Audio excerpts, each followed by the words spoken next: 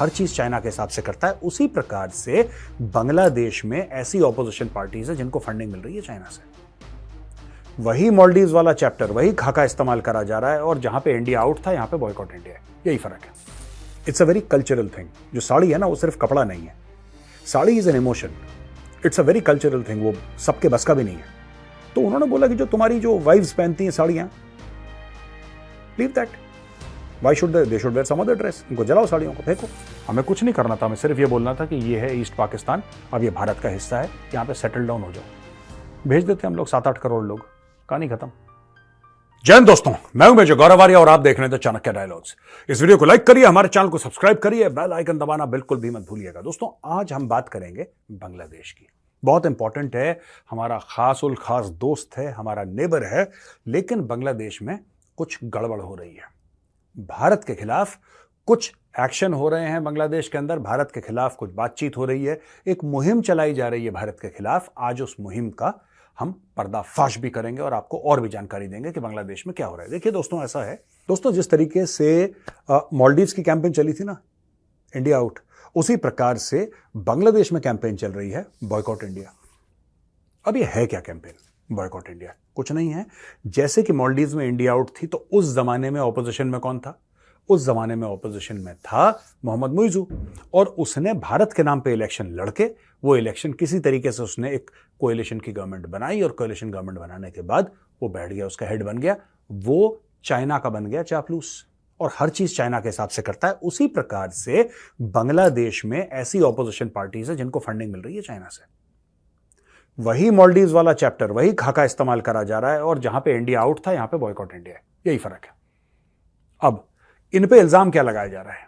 भारत पे पहले हम, सबसे पहले हम बात करते हैं शेख हसीना, जो वहां की प्राइम मिनिस्टर है, उनके ऊपर क्या इल्जाम लगाया जा रहा है? उनके ऊपर यह इल्जाम लगाया जा रहा है कि ये मैडम जो है, ये प्रो इंडिया है, ये तो भारत की बात सुनती है। ये उनके ऊपर इल्जाम है। और भारत के ऊपर क्या इल्जाम है? कि भारत बांग्लादेश के इलेक्शंस में इंटरफियर कर रहा है। कैसे इंटरफियर कर रहा है, ये आज तक किसी ने नहीं बताया। ये नहीं बताएंगे, बस कर रहा है। अब इसको रिपीट करते रहो, भारत कर रहा है, इलेक्शन में इंटरफेरेंस कर रहा है। ये करते रहो, at least somebody will believe it. कोई ना कोई तो भरोसा करेगा। फिर एक चीज हो जाती है ना, ये एक्सेप्टेड ट्रूथ हो जाती है। एक एक्सेप्टेड, यानी कि सबको पता है। दोस्तों, अब मैं आपको एक उदाहरण देता हूं पाकिस्तान का। आप बोलेंगे मेजर साहब आप वापस पाकिस्तान पहुंच गए, लेकिन जरूरी है, एक कॉन्टेक्स्ट है, एक परिपेक्ष है जिसमें आपको समझने की जरूरत है। ये कैसे एक झूठ को रिपीट करते करते वो सच्चाई हो जाती है। अब दो मैं बताता हूं पाकिस्तान ये कहता है लगातार कि 1 मिलियन से ज्यादा इंडियन आर्मी कश्मीर में है। 1 मिलियन यानी कि 10 लाख से ज्यादा भारतीय सेना कश्मीर में है। टोटल भारतीय सेना 12 लाख की है। पूरे भारत को भारतीय सेना ने खाली छोड़ दिया और 10 लाख बंदे कश्मीर में डाल दिए। ये तो लॉजिक हुआ, पर लॉजिक पाकिस्तानियों को कहां समझ में आता है? अब ये बार बार रिपीट करके ये हर एक पाकिस्तानी बच्चे को लगता है कि 1 मिलियन यानी कि 10 लाख फौज जो है भारतीय सेना, वो कश्मीर में। अब आप इनको कौन सी स्टोरी समझाओगे कि भाई ऐसा कैसे हो सकता है? ये फिजिबल है ही नहीं, ये लॉजिकल है ही नहीं। लेकिन अब वो विश्वास हो गया। दूसरा एग्जाम्पल पाकिस्तान से दोस्तों देता हूं। वो एग्जाम्पल क्या है? एग्जाम्पल ये है कि हर एक पाकिस्तानी बच्चे को पैदा होते ही ये बताया गया है कि भारत में नमक नहीं होता। जो इंडियंस नमक खाते हैं वो सारा का सारा पाकिस्तान से जाता है। अजी, नमक का एग्जाम्पल दिया क्यों, मैं आपको बताता हूं। हम लोग कहते हैं ना उसका नमक खाया है, वफादारी, यानी कि ये एक इंफॉर्मेशन वॉरफेयर के तहत, एक प्रोपेगेंडा के तहत जानबूझ के नमक की बात करी गई। जबकि बात यह है कि पाकिस्तान नमक भी बहुत कम बनाता है, लेकिन पाकिस्तान के बड़े बड़े नामी ग्रामी विद्वान लोग वहां पे, जो बड़े उनके जो दानिश्वर हैं, जो उनके वो अपनी क्रीम समझते हैं, वो लोग एक्चुअली मानते हैं कि पाकिस्तान नमक बहुत ज्यादा बनाता है, भारत कुछ नहीं बनाता। और अगर पाकिस्तान भारत नमक ना भेजे तो हो सकता है कि भारत के पास तो कुछ बचेगा ही नहीं फिर खाने के लिए। भारत खाना कैसे खाएगा? अच्छा, ये भी एक कहानी बिल्कुल फ्रॉड है। ये स्टैटिस्टिका का, ये लेटेस्ट स्टैटिस्टिक्स हैं 2024 के, आप देख सकते हैं। आप ये देख लीजिए कहां पे भारत है, कहां पे पाकिस्तान है। भारत पाकिस्तान से 10 गुना ज्यादा नमक बनाता है, यह सच है। भारत पाकिस्तान से 10 गुना ज्यादा नमक प्रोड्यूस करता है। लेकिन पाकिस्तानी आज भी यही बोलेगा कि नमक पाकिस्तान से जाता है, पर भारत की मार्केटिंग इतनी अच्छी है कि बड़े सुंदर से पैकेट में डाल के अपना मेड इन इंडिया का ठप्पा लगा के ये पाकिस्तानी विश्वास करते हैं इस चीज को। उनको यही झूठ उनके बापों ने सिखाया है, माओ ने यही झूठ सिखाया है, तो सारे पाकिस्तानी यही जो झूठ है, इसी प्रकार का बांग्लादेश में सिखाया गया है कि बेटा सुनो, भारत जो है तुम्हारे इलेक्शंस में इंटरफियर करता है, इलेक्शंस में। और वो लोग भड़क गए। कैसे करता है, कब करा, किसके थ्रू करा, यह बताने की जरूरत है ही नहीं। तो ये लगातार एक हेट इंडिया की कैंपेन, बॉयकॉट इंडिया के नाम से हैशटैग ट्रेंड करवाना एक माहौल, ये कर कौन रहा है? ये चीन कर रहा है दोस्तों, ये चीन कर रहा है और पाकिस्तान कर रहा है। अब आप बोलेंगे मेजर साहब इसमें पाकिस्तान कैसे आ गया? मैं आपको बताता हूं दोस्तों, 1971 में जब बांग्लादेश बना था, वो ईस्ट पाकिस्तान था ना, उसके पहले 16 दिसंबर के पहले इट वाज ईस्ट पाकिस्तान। 16 दिसंबर 1971 के बाद वो बांग्लादेश बन गया। ठीक है, यहां पे जो पाकिस्तान के गुण गाने वाले कौन थे बांग्लादेश के अंदर? वो जमात इस्लामी वाले थे। जमात इस्लामी वाले पाकिस्तान का गुण गाते थे और वो लोग एक्चुअली बांग्लादेश के इंडिपेंडेंस, यानी कि ईस्ट पाकिस्तान बांग्लादेश बने, उनके खिलाफ थे। ये कहानी आज की नहीं है, ये कहानी 1970-1971 के भी पहले की है कहानी। ये कहानी बहुत पहले की है, जब से बंगाली नेशनलिज्म की शुरुआत हुई उस एरिया में, जब से जिन्ना ने बोला कि उर्दू बोली जाएगी, फिर 1 यूनिट प्लान आया, आयूब खान ने बोला कि नहीं साहब यही होगा यही होगा, ये सब पूरा ड्रामा जो पाकिस्तान में चला, और फिर उसके बाद किस तरीके से ईस्ट पाकिस्तान बांग्लादेश, ये ड्रामा तब का शुरू है। ये भाई आज का नहीं है जो आप समझ रहे हो कि आज अभी पैदा हो गया है। नो, इसका चाइना ने फायदा उठाया। वहां पे फॉल्ट लाइंस है, हर एक देश में होती हैं फॉल्ट लाइंस, हमारे देश में भी होंगी, हर एक देश में फॉल्ट लाइंस होती हैं। बांग्लादेश की एक बहुत बड़ी फॉल्ट लाइन है, एक वो है जो कट्टर इस्लामिस्ट हैं, जो रेडिकल इस्लामिस्ट हैं, ये अलकायदा टाइप के लोग, ठीक है, एक तो वो हैं, और एक वो हैं जो बंगाली नेशनलिज्म पे विश्वास करते हैं। वो जो हैं जो रविन्द्रनाथ टैगोर और नजरुल इस्लाम की बात करते हैं, वो अलग ब्रीड है, वो बंगाली नेशनलिज्म की बात करते हैं। जिन्होंने बंगाली नेशनलिज्म की बात करी है बांग्लादेश में, वो लोग हैं दोस्तों जिन्होंने एक्चुअली बांग्लादेश बनाया। They created Bangladesh. और जो रेडिकल इस्लाम की बात करते हैं, जो जमातुल इस्लामी वाले हैं, वो थे जो पाकिस्तान के साथ रहना चाहते थे।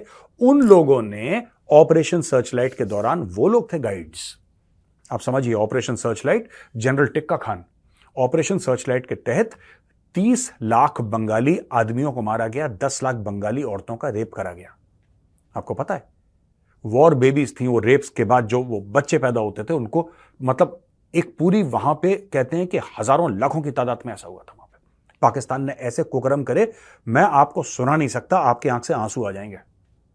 मैं बता रहा हूं, if I tell you the true story of the horrors perpetrated by the Pakistan army, you will start crying. आप बोलेंगे ऐसा कोई, इतना जुल्म कोई कैसे कर सकता है? ये क्या अजीब से लोग हैं बिल्कुल पाकिस्तान, इन्होंने करा ऑपरेशन सर्चलाइट के तहत, ठीक है। पर वो उस घर में बंगाली इंटेलेक्चुअल रहता है, ये बंगाली नेशनलिज्म की बात करता है, ये उंगली से पॉइंट आउट किसने करा? वो जमातुल इस्लामी वाले थे। जमातुल इस्लामी वो लोग थे जो कि पाकिस्तान के लॉयल थे, वो बांग्लादेश के कभी भी लॉयल नहीं रहे, never ever, they were never loyal to Bangladesh, and these were the people who were supporting the ISI, they were supporting general Tikka Khan. इन लोगों ने बंगाली, आपको पता है वहां पे कैसे मारे गए लोग? ये प्रोफेसर है, चश्मा पहनता है, मेरी बात सुनिए ध्यान से, ये प्रोफेसर है, हाँ ठीक है, एजुकेटेड है, जाहिर सी बात है, प्रोफेसर है तो छोटा आदमी तो नहीं है प्रोफेसर। हाँ, ये जो है ये नैरेटिव बना रहा है बंगाली नेशनलिज्म का, इसको मारो। इन्होंने चुन चुन के, जो एजुकेटेड लोग थे, इन्होंने चुन चुन के मारे। दोस्तों ये लोग पता है क्या करवाते थे जमातुल इस्लामी वाले? ये आगे चलते थे, पाकिस्तानी फौज पीछे पीछे इनके, जमातुल इस्लामी वाले पॉइंट आउट करते थे, ये 15-20 टीचर मिले, उन्हीं से उनकी कब्र खुदाई, ठीक है, उन्हीं से उनकी कब्र खुदाई, और वहां पे जब वो थे वहीं पे उनको गोली मारी, उनके ऊपर मट्टी डाली, आगे बढ़ो। मास ग्रेव्स थी बांग्लादेश में, मास ग्रेव्स। तो ये मैं आपको बैकग्राउंड बता रहा हूं, ये जो है ना कि बॉयकॉट इंडिया का जो ट्रेंड चलना है, ये कोई नई बात नहीं है, ये एक बड़ी फॉल्ट लाइन है बांग्लादेश में। अच्छा, जब इन्होंने इंडिया इंडिया इंडिया ज्यादा करा, तो फिर बांग्लादेश की जो प्रधानमंत्री शेख हसीना है, उन्होंने बोला कि भैया फिर एक काम करो, जो तुम्हारी बीवियां साड़ी पहनती है ना, क्योंकि वहां पे क्या है कि साड़ी का चलन है, इसेंशियली दे आर बंगालीज ना, essentially they are Bengalis, they speak the Bengali, उनकी बंगाली थोड़ी सी अलग है, but basically they are Bengalis, उनका खान पान पूरा बंगाली है, उनका बोलचाल बंगाली, उनकी बंगाली थोड़ी सी अलग है, जो नॉर्मल बंगाली बोलते हैं। लेकिन यार अगर आप वेस्ट बंगाल में भी जाओ ना, मैंने ऐसा नोट करा है, आप वेस्ट बंगाल में जाओ तो वेस्ट बंगाल में भी अलग अलग किस्म की बंगाली है, वो हमें एक जैसी लगती है कान में, लेकिन the Bengali spoken in Calcutta is very different from the Bengali spoken in some other part of West Bengal. और जो बंगाली है वो समझ जाएगा कि यार ये यहां का बंदा नहीं है, जैसे कि अगर कोई यूपी का है वो भी हिंदी बोलेगा, आपको पता लग जाएगा उत्तर प्रदेश का, मध्य प्रदेश वाला, बिहार वाला, राजस्थान वाला, आपको साफ पता लग जाता है, वैसे उनको पता लग जाता है। तो कहने की बात यह है कि उनका कल्चर सिमिलर है। सेम नहीं बोलूंगा मैं, I will not say same, I am saying it is similar. There are more similarities between Bangladesh and West Bengal then perhaps West Bengal and some other geography, क्योंकि वो culturally they are aligned. अब issue ये है, सबसे बड़ा issue क्या है मैं आपको बताता हूं। Sheikh Hasina is in power. Sheikh Hasina को डिसलॉज कैसे करो? ये इलेक्शन लड़ते हैं, फिर ये इलेक्शन हार जाते हैं। जब ये इलेक्शन हार जाते हैं कहते हैं कि शेख हसीना को तो इंडिया की, कोई बताओ ना, कोई प्रूफ तो दो, अखबार में छपवाओ। मैं तो कह रहा हूं अगर इंडिया ने करा है, अगर इंडिया ने इंटरफियर करा है बांग्लादेश के इलेक्शंस में, तो आप एक्सपोज करिए। ये सिर्फ ये रिपीट करते रहते हैं कि इंटरफियर करा, कोई बताता नहीं है कैसे करा है, कौन जिम्मेदार था, क्या है, what are the facts of the case. Nobody is willing to share. तो उन्होंने क्या बोला शेख हसीना ने, वो साड़ी वाली बात, उन्होंने यही बात बोली कि भाई देखो, तुम इतना इंडिया इंडिया इंडिया करते हो, तुम्हें इतनी नफरत है, और तुम्हारी जो बीवियां हैं वो तो इंडिया की साड़ियां पहनती हैं। साड़ी का एग्जाम्पल क्यों दिया? As I mentioned, it's a very cultural thing, it's a very cultural thing. जो साड़ी है ना, वो सिर्फ कपड़ा नहीं है, sari is an emotion, it's a very cultural thing, वो सबके बस का भी नहीं है। तो उन्होंने बोला कि जो तुम्हारी जो वाइफ्स पहनती हैं साड़ियां, leave that, why should they should wear some other dress, इनको जलाओ, साड़ियों को फेंको। तो she has hit back very harshly. और दोस्तों मैं बता रहा हूं, ये चाइना ये देख रहा है मौका, चाइना यही चीज शुरू करेगा। इसने नेपाल में भी शुरू करी थी। केपी शर्मा ओली जब था ना, केपी शर्मा ओली, मैं आपको बताता हूं इसकी story. KP Sharma Oli was controlled by that lady, जो चाइनीज एम्बेसी की जो एम्बेसडर थी, she was a lady, she was the handler of KP Sharma Oli. और वहां पे नेपाली जो दोस्त थे, मुझे मिलने भी आए थे दिल्ली में 3-4 लोग, वो ये कह रहे थे कि मेजर साहब, हम लोगों को ये बात पता है कि the Nepalese government under KP Sharma Oli is run from the Chinese embassy. यहां तक बात हुई थी। इसीलिए तो वो जब भड़के फिर नेपाली, तो वहां पे जब भड़के तो फिर उन्होंने बोला कि हमें हिंदू राष्ट्र बनाना है, because they don't trust the communists, right. फिर उन्होंने बोला कि नहीं, ये सब नेता वेता को जेल में डालो और वापस राजा को बनाओ, हेड बनाओ, make him the head of state, the king should be the head of state. तो वहां पे ये प्रोग्राम शुरू हो गया नेपाल में। तो दोस्तों ये मैं आपको बताना चाह रहा था कि हमारे बिल्कुल इमीडिएट नेबरहुड में हो क्या रहा है। ये दोस्तों, ये शेख हसीना ने बोला कि when they burn their wives Indian saris in front of their party office, only then it will be proven that they are truly committed to boycotting Indian products. When the BNP was in power, I had seen wives of their leaders flying to India in groups to buy Indian sarees. They would sell the sarees in Bangladesh. तो BNP जो party है, जो कि opposition में है, इनका ये कहना है कि भाई जब ये लोग पावर में थे, शेख हसीना से पहले बीएनपी पावर में थी, जब ये पावर में थे तो ये लोग जहाज पकड़ के इंडिया जाते थे, इंडिया से साड़ियां खरीद के लाते थे, इनकी बीवियां जाती थी, साड़ी खरीद के लाती थी बांग्लादेश और वापस साड़ियां बेचती थी। यहां पे बिजनेस कर रखा था इन लोगों ने। देखिए मैं आपको बात बताता हूं, मुझे नहीं लगता कि ना मालदीव्स की जनता है वो एंटी इंडिया है, ना बांग्लादेश की जनता एंटी इंडिया, ठीक है। But fact of the matter is Bangladesh and Maldives are both highly politicised countries, highly politicised. और ये जो आप देख रहे हैं ना, ये लोकल पॉलिटिक्स और चाइनीज इंटरफेरेंस का सीधा सीधा प्रूफ है दोस्तों।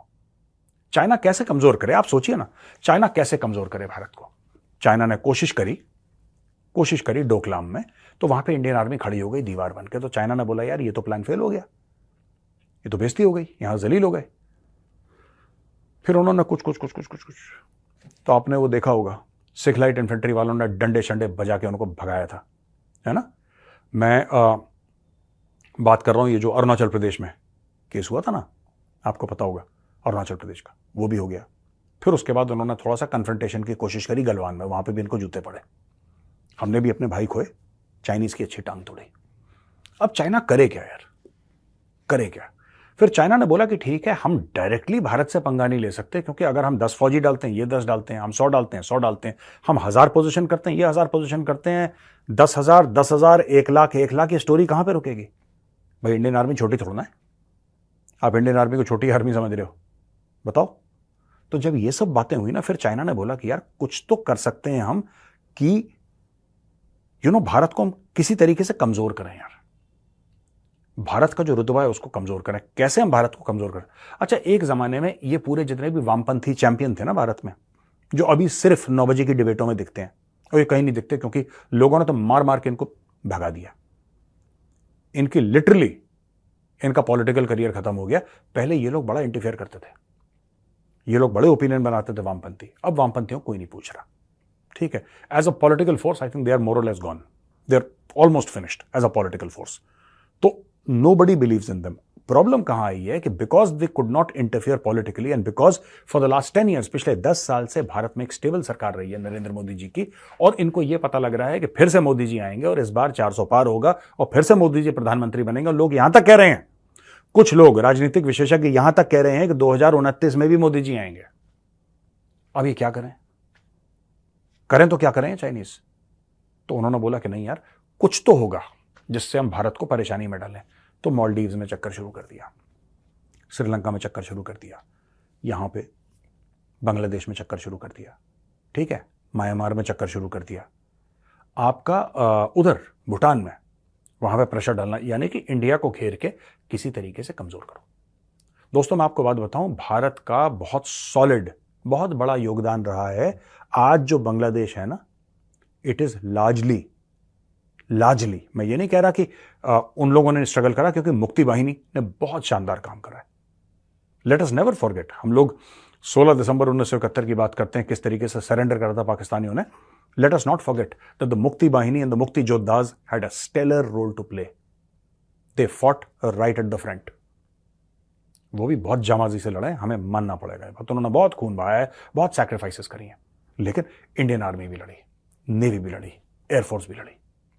General Sam Manekshaw coordinated that entire battle of 1971। At that time he was chief of army staff, और एक नया देश बनाया। कभी ऐसा नहीं हुआ दुनिया के इतिहास, मॉडर्न हिस्ट्री में आप देख लीजिए, पिछले 100 साल में कभी ऐसा बोला हो कि 13 दिन के अंदर एक नया देश बना दिया। With in 13 days you created a new country, with in 13 days. किसी को पता नहीं लगा, टक से शुरू हुई लड़ाई, 16 को खत्म। लोग देखते रह गए, भाई साहब ये हो क्या गया, अचानक क्या हो गया। तो इस एफिशिएंसी के साथ, राइट, और ये बांग्लादेश के लोग मानते भी हैं, ये एहसास भी करते हैं। लेकिन बांग्लादेशियों और भारत के बीच में दरार डालने वाला, मैं आपको बता रहा हूं, this all stems from the Jamaat Islami. And Jamaat Islami लगातार बोलता है, ऑफ कोर्स बीएनपी जैसी पॉलिटिकल पार्टीज हैं जो इसके पूरे खिलाफ हैं, जो लगातार एंटी इंडिया, और बीएनपी भी एक्चुअली एंटी इंडिया नहीं है, मैं आपको बता दूं, ये एक हथियार की तरह इस्तेमाल करते हैं एंटी इंडिया कैंपेन।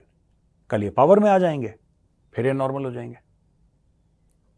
आपने देखा ना, इमरान खान जब पावर में रहता था, when he was prime minister, daily Bharat को गालियां। जैसी ऑपोजिशन गया, डॉक्टर जयशंकर के वीडियो लगा के कहता यार भारत की क्या फॉरेन पॉलिसी है, मोदी कैसा प्रधानमंत्री, मजा आ गया देख के, जयशंकर जी कैसे हैं, वो मजा आ गया देख के, वो भारत की तारीफ है। तो ये लोग दोगले लोग हैं, तो वहां पे भी दोगले हैं।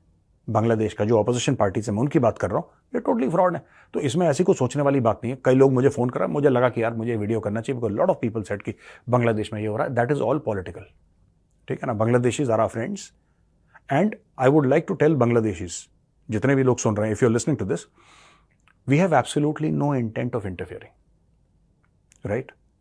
Think of it from a common sense perspective यार। थोड़ा सा कॉमन सेंस से अगर आप सोचेंगे, आप हमारे दोस्त हैं, आप हमारे भाई हैं, हमारा इतिहास पुराना है, 1971 से भी पहले शुरू होता है हमारा, 50 साल से पहले की हमारी दोस्ती है, ठीक है। हम क्यों उस दोस्ती को खतरे में डालेंगे इंटरफेयर करके? इंटरफेयर करके मिलेगा क्या हमें?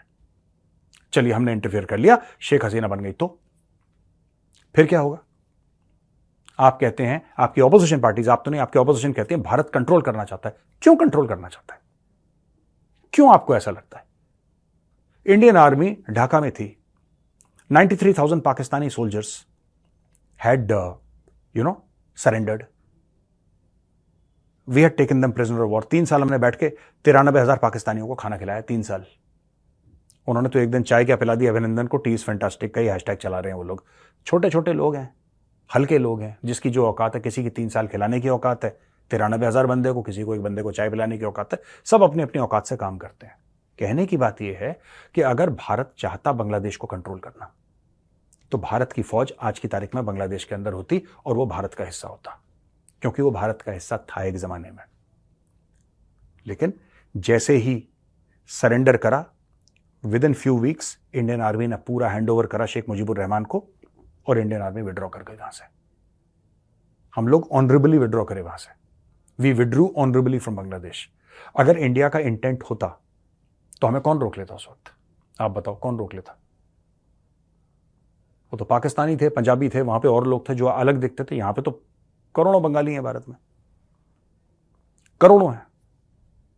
हमें कुछ नहीं करना था, हमें सिर्फ ये बोलना था कि ये है ईस्ट पाकिस्तान, अब ये भारत का हिस्सा है, यहां पे सेटल डाउन हो जाओ। भेज देते हम लोग 7-8 करोड़ लोग, कहानी खत्म। मिल जाती हमारी पॉपुलेशन आपकी पॉपुलेशन से, वहीं पे लोग सेटल हो जाते, क्या हो जाता फिर? हमने नहीं करा। हमारा कोई इंटेंट नहीं है कि हम आपके देश में इंटरफेयर करें, हम आपके देश को कंट्रोल करें। We want to be your brothers. I want to assure the Bangladeshi people we just want to be your brothers and we don't want to be your elder brother. Please don't be misled by all these clowns, जो आपके politicians हैं ना, जो बकवास करते हैं। Please don't be misled by them. अब हम आते हैं दोस्तों क्वेश्चन एंड आंसर्स पर। दोस्तों पहला सवाल है विवेक कुलश्रेष्ठ का। जय हिंद सर। जय हिंद विवेक जी। ये कहते हैं मैं 18 साल का हूं बैंगलोर से। मुझे लगता है, मुझे बुरा लगा देख के, it's appalling to see how this propaganda machine is being run against the country from within. किस तरीके से अंदर से देश के प्रोपेगेंडा की मशीन चल रही है। मेरा सवाल है कि अब्दुल्ला और मुफ्ती फैमिली को सेडिशन और यूएपीए के अंडर चार्ज क्यों नहीं कर देते,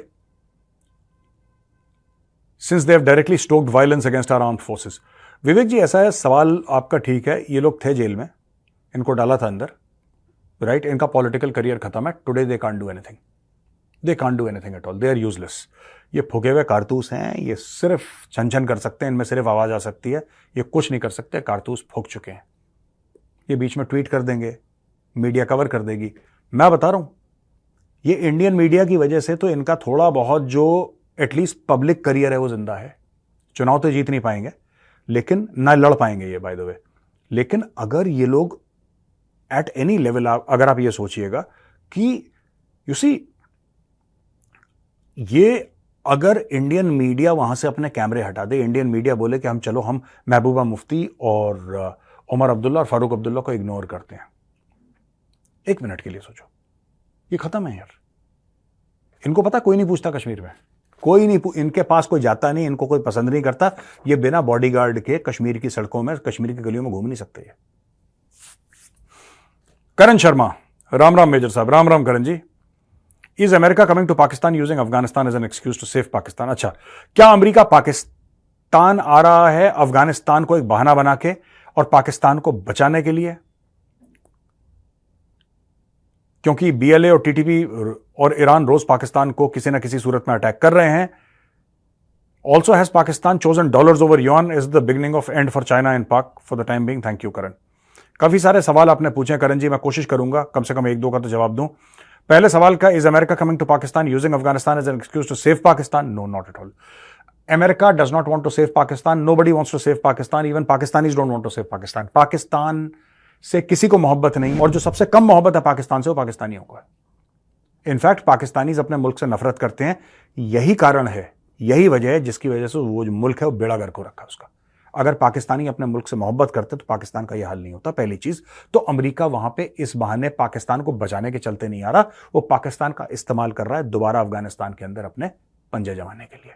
पर उसको इस बार मिल गए मर्सनरीज, पैसा फेंको, तमाशा देखो। क्या पाकिस्तान ने डॉलर्स ओवर युआन चूज कर लिया? यानी कि ये पूछना चाह रहे हैं कि क्या डॉलर छोड़ दिया है और has chosen dollars over yuan. अच्छा, नहीं, पाकिस्तान की first choice was always dollars. Yuan वुआन का कुछ नहीं है, युआन बेकार की करेंसी है, nobody believes in the yuan, it is always the US dollar. आप ये देखो ना, ये बोलेंगे पाकिस्तानी, सारे पाकिस्तानी बोलेंगे चीन हमारा दोस्त है, चीन हमारा दोस्त है, चीन हमारा दोस्त है। ये है करते रहेंगे पूरे दिन, लेकिन अपने बच्चे भेजेंगे इंग्लैंड, बच्चे भेजेंगे यूएस, बच्चे भेजेंगे कनाडा, बच्चे भेजेंगे ऑस्ट्रेलिया, बच्चे भेजेंगे न्यूजीलैंड। भेजो चाइना, कोई नहीं भेजता। ये पाकिस्तानी जो हैं दोगले लोग हैं, मुनाफिक लोग हैं, ये चाइना को पसंद नहीं करते। चाइना पैसे देता है इसलिए चाइना को टॉलरेट करते हैं। इनकी असली मोहब्बत अमेरिका है, कनाडा है, लंदन है, यूके। सारे कितने पाकिस्तानी हैं बीजिंग में, ये बताइए कितने पाकिस्तानी है? बोलो ना पाकिस्तानियों को, जाओ सिटीजनशिप के लिए अप्लाई करो, चाइना से बात करें। Higher than Himalayas, sweeter than honey, deeper than ocean, पुरानी दोस्ती है। जाओ सेटल क्यों नहीं हो जाते? प्रॉपर्टी खरीदो चाइना में। आप तो कहते हो बहुत सुपर पावर है चाइना, जाओ। कोई चाइना नहीं जाना चाहता Pakistani, nobody wants to go to China. इनको सच्ची बात पता है। जितनी पाकिस्तानी गुंडागर्दी कर देते हैं ना यूके में, यूएस में, सड़क के बीच में नमाज पढ़ना, ये करना, अपनी पॉलिटिकल रैली निकालना है, और पीटीआई की अलग निकल रही है, मुस्लिम लीग की अलग निकल रही है, पीपीपी की अलग निकल रही है, सब जितना भी तमाशा करते हैं, पाकिस्तानी फूहड़पना करते हैं, चाइना में करके दिखा दो तुम, मार मार के सुअर बना देंगे चाइनीज।